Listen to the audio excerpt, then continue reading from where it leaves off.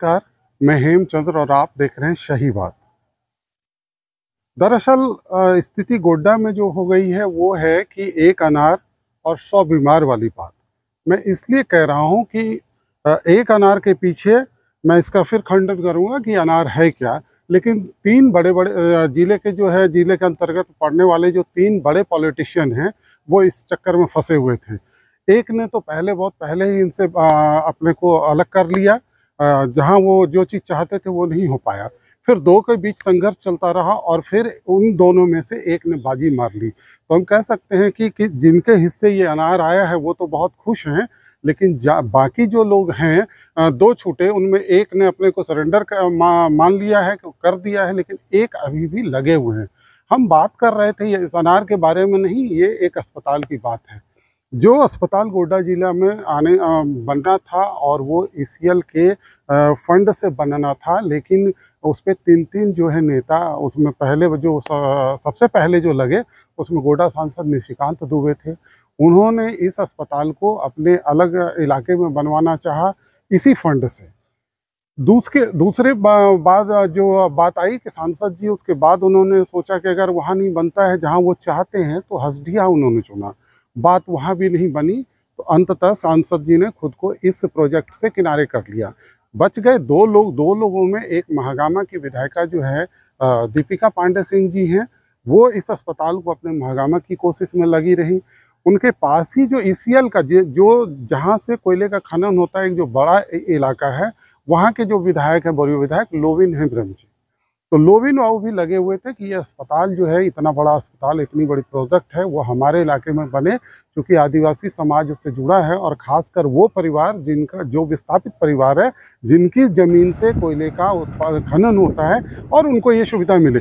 ये रस्साकसी चलती रही। कुछ दिन पहले की बात है जब लोविन हेम्ब्रम मुख्यमंत्री से मिले थे, उन्हें शायद आश्वासन भी मिला था, लेकिन इस बीच में अभी चंद हफ्ते भर की पहले की बात है, इसमें जो है इस हॉस्पिटल को लेकर के जो है एमओयू हो चुका और ईसीएल और सरकार के बीच में वो तय हो गया कि वो अस्पताल महगामा में बनना है।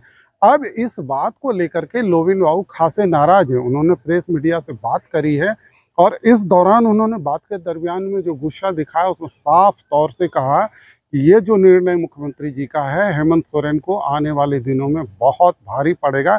यानी एक तरह से जेएमएम के विधायक ने ही अपने ही नेता को थ्रेट कर दिया है, एक धमकी भी दे दी है कि बर्दाश्त नहीं होगा और उनको बता दिया जाएगा।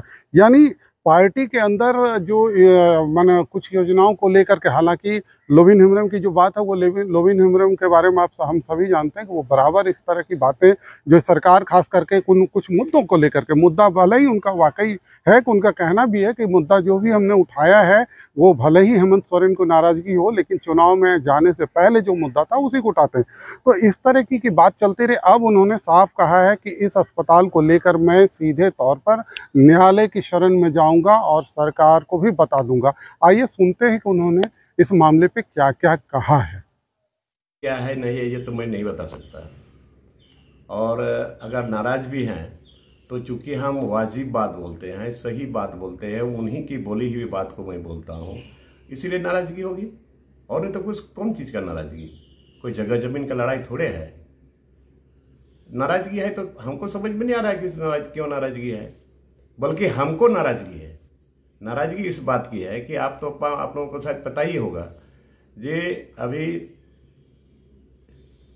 महगामा में 300 बेड का हॉस्पिटल, वहाँ पर एमओयू हो भी गया है और कैबिनेट में पैसा भी दे दिया। और वो भी थोड़ा थोड़ी पैसा नहीं है, 3 अरब 7 करोड़ इससे और कुछ है। तो ये पैसा कहाँ का है? ये पैसा तो कोयला का पैसा है, CSR का पैसा है। तो ये तो वहाँ बनना चाहिए जो हम शुरू से डिमांड करते आए हैं। हमारे माननीय सांसद गोड्डा, उन्होंने कहा था कि हम इसको देवघर मोहनपुर में बनाएंगे, उसका भी हमने विरोध किया। हमने CMD को, पूरा चेयरमैन को हमने लिखा कि वहाँ होगा तो फिर माइंस आगे नहीं बढ़ेगा। फिर बाद में उन्होंने कहा कि यहाँ हसदिया में बनेगा, उसका भी हमने विरोध किया। फिर बोला गोड्डा में बनेगा, उसका भी विरोध किया। तब अभी हमारा कहना था कि बुआरेजोर इलाके में कहीं भी बन जाए, और जगह भी हम लोगों ने चूज कर लिया था। जगह ये 3-3 जगह हम पूरा उस इलाके के लोगों के साथ बैठ करके दे करके स्थल दे करके हम लोग 3 जगह हम लोग जगह चुने थे। और ये बात हम माननीय मुख्यमंत्री जी को हमने बताया कि वहाँ पर 300 बेड का हॉस्पिटल वहाँ बनना है, तो क्यों नहीं बुआरीजर में हम लोग जगह चुन लिए हैं। तो बोले कि ठीक है, तो आप ऐसा करिए, आप माननीय सांसद से बात कर लीजिए। सांसद से भी हमारी बात हुई और सांसद ने कहा ना, हम भी माननीय मुख्यमंत्री से बात किए हुए हैं और हम मिल करके बात कर लेंगे और हम समय ले लेंगे और दोनों आदमी जाकर के हम लोग शिलान्यास करेंगे। और तब तक काफ़ी दिन हो गए ये बात किए हुए। इधर बीच में कोयला मंत्री आए थे केंद्र से और माननीय मुख्यमंत्री जी MOU कर दिया। MOU हुआ और कल परसों आपका कैबिनेट की बैठक हुई। कैबिनेट की बैठक में इन्होंने 3 अरब रुपये से भी ज़्यादा पैसा इन लोगों को दिया। तो तकलीफ नहीं होगी हमको। आज जिस इलाके से लोग घर से बने विस्थापित हुए हैं, नीमा गांव हुआ, भोड़ाई गांव हुआ, सिवड़ा गांव हुआ, हिजुकिता हुआ, बसडिया हुआ और तलझारी हुआ, तो इतने गांवों के लोग जब विस्थापित हुए हैं, बहुत लोगों को तो अभी तक प्लॉट भी नहीं मिला है तलझारी के लोगों को। तो आज इस बात की है, जो स्वास्थ्य सुविधा वहाँ के लोगों को मिलना चाहिए, क्योंकि वहाँ पर डस्ट पोल्यूशन है, साउंड पोल्यूशन है, वाटर प्रॉब्लम है। आज वहाँ के लोगों को हॉस्पिटल स्वास्थ्य लाभ मिलना चाहिए ना, फिर यहाँ क्यों बनेगा। और ये मैं बता दे रहा हूँ कि आज अगर माननीय मुख्यमंत्री ने अगर वहाँ पर पैसा दिया है तो इसको सरकार को, माननीय मुख्यमंत्री जी को बहुत महंगा पड़ेगा आने वाले समय में। ये मजाक की बात है। जिस तरह महागावा में तो बहुत सारा चीज बना, वहाँ स्टेडियम बना, वहाँ जितने अफसर्स कॉलोनी वगैरह बना, सारा व्यवस्था वहां पर, लेकिन वहां के लोगों के लिए क्या मिला है और कौन उद्देश्य से, किस क्या सोच से उन्होंने पैसा दिया वहां पर। आसानी से तैयार क्यों हो गए मुख्यमंत्री, समझ रहे? वही तो, आखिर क्यों तैयार हुए? क्या ये कांग्रेस को खुश करने के लिए? यही लगता है। तो आज आने वाले समय में माननीय मुख्यमंत्री जी को अभी नहीं सोचे हैं तो इसको सोचना पड़ेगा। और हमको अगर हो सके तो लोगों को न्याय दिलाने के लिए मैं माननीय न्यायालय का दरवाजा भी मैं खटखटाऊंगा।